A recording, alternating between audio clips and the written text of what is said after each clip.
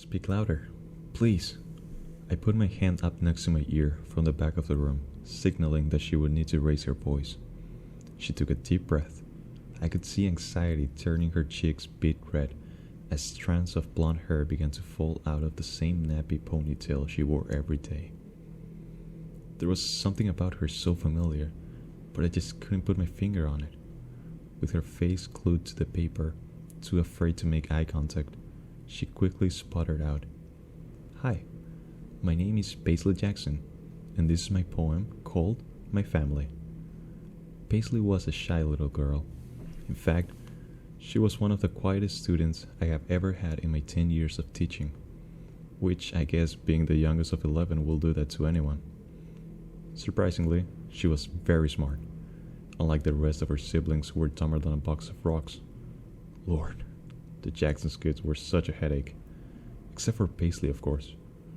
I just wish I could have given her more opportunities to improve her future. Don't get me wrong, I tried to help Paisley, I really did. I gave her clothes, food, and even had funds lined up for her. But living dirt poor in a shack out in the middle of the desert was bad hand to be dealt in life. Besides, no matter what I did, it wouldn't have made a difference. Everyone knows the cycle of poverty is almost impossible to break. I crossed my legs, pen in hand, preparing for yet another bland story about a family I'd never get to meet. If you've ever worked with underprivileged kids, you know that guardian involvement is quite rare. When it comes to interest in their daughter's education, Paisley's parents were no exception. I have two mommies, one named Betty, who can make good spaghetti. I call her Mom. She's the one that's married to my dad Tom. One named Claire, with pretty yellow hair. I call her Mommy. Dad calls her his project, his hobby. Being smack dab in the middle of Utah, I've seen hundreds of polygamous families, so this didn't strike me odd. Besides, even though polygamy is illegal, I try to keep my nose in my own business. Mom takes care of us all. She can do that because she's so tall. Mommy wears a pretty silver bracelet. She wears it because she's so famous.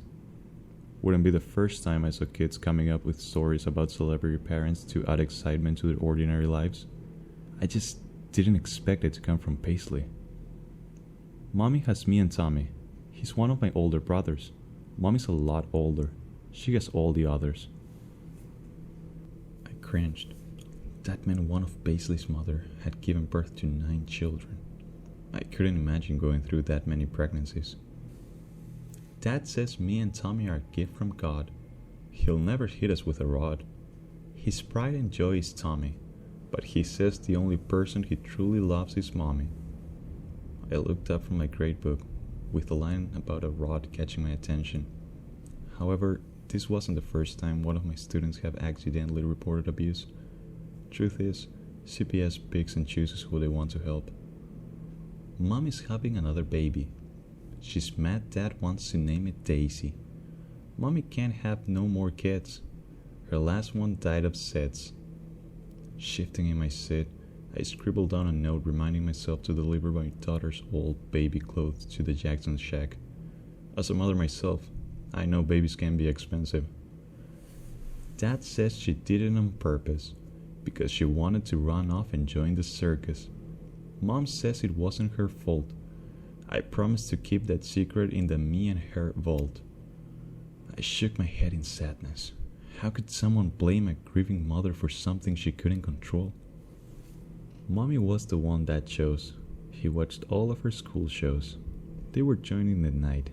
Daddy says inside her is a lot of fight. Mom is just a cover. Dad doesn't really love her. I threw my hand up, a gesture meaning stop I had taught my students, but Paisley didn't look up. She continued to read, oblivious to my disappointed frown. Obviously, one of her siblings put her up to this joke. Mommy says she needs to get out. She wants to show me what life is all about. Dad gets mad. It's his biggest pet peeve. Mommy's sad. She just wants to leave. Mommy sings me her favorite song. Mom says Dad's head is wired wrong. Shaking my head, I sighed. Another child with so much potential and such kind heart, was struck in the middle of a lover's quarrel that didn't even involve her. Last birthday, I wanted to take Mommy to see her favorite basketball team. Mom made me a cake with frosted buttercream. I got to see the Knicks, but Dad said he made a mistake he couldn't fix. Nothing is the same anymore. I don't know why for sure. Now Dad cries at night alone. He asks God, "What have I done?" To Mom he no longer tends. He hopes the baby will make amends. Paisley rose her head up with a smile, looking for my approval. Although I was appalled at the inappropriateness of her poem, I didn't want to break her spirits. She clearly was very proud of it, and scolding her for something that wasn't her wrongdoing was just going to send that little girl back into her shell that I've been trying to break for months.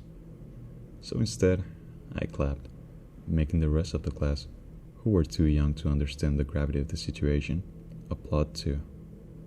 "Mrs. Chun, I brought a picture of Mommy for extra credit. It's got one more part of the poem. Can I show the class?" I nodded my head, thinking there couldn't possibly be any details worse than what she already presented. Paisley reached into the front pocket on her old worn-out hand-me-down dress, pulling out an old, aging photo. She flipped the flaking picture around, displaying it as if it were her most prized possession. My blood ran cold. I finally figured out why Paisley looked so familiar to me. In what seemed to be a school photograph, smiling ear to ear, exactly like Paisley, was a young woman by the name of Claire Daisy. She was a high school student, popular for her ability to gain the lead in every school play.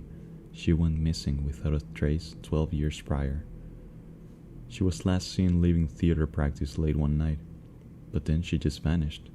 No sign of struggle, no witnesses, no evidence, no body, nothing. Her case was covered on every news station in Utah for a while because of how peculiar it was, until people lost interest. Paisley happily continued. I was so in shock I couldn't stop her as she read off the back of the picture. "There is one thing I don't understand, and maybe you'll have the answer at hand. If Dad's love for Mommy will never sway, why did he treat her that way? Mom lays her head on a nice soft bed, but Mommy sleeps in the basement under a big slab of cement."